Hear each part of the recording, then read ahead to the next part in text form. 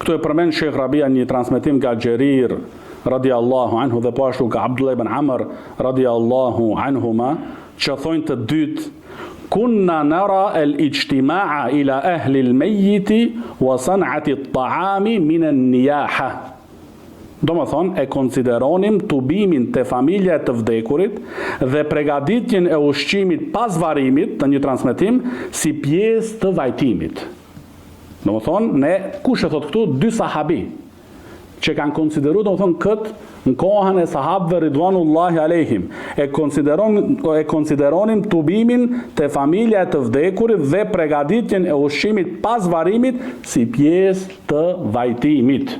Si pjesë, do më thonë, të vajtimit.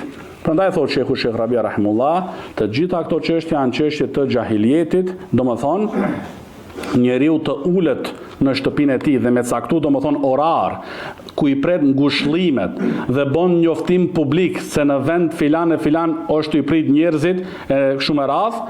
Kjo do më thonë është në kundërshtim me sunetin e pejgamberit sallallahu alaihi wasallam, sepse pejgamberi sallallahu alaihi wasallam ka qenë ai i cili ka luftu çështjet e xahilietit, sepse Islami ka ardhur që të çrënjosen ato çështjet e xahilietit në të gjitha llojet e saj dhe format.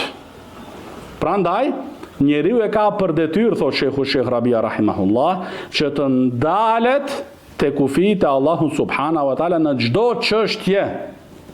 Do thonë, ndalu aty te argumentet prej Kur'anit dhe Sunetit, sipas kuptimit të selefus salih ridwanullahi alejhim, dhe ai kujdeset qëndron larg prej çështjeve të ndaluara që shkaktojnë zemrimin e Allahut subhanahu wa taala.